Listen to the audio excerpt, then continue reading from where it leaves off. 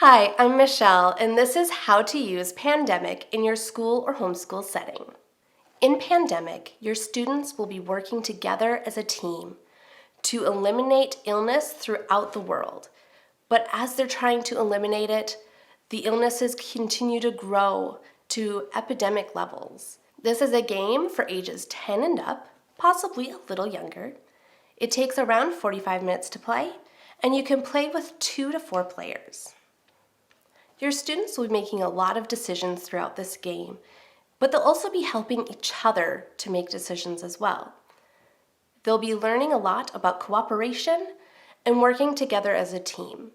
But not just that, also using their unique skills to best benefit the team. There are so many ways in which you can discuss after this game. You could discuss illnesses. How are they spread? How can they be prevented?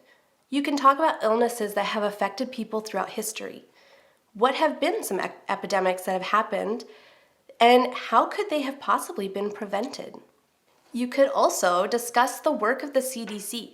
What do they do, and how is it that they help prevent illnesses, as the CDC is a big part of what happens within the game.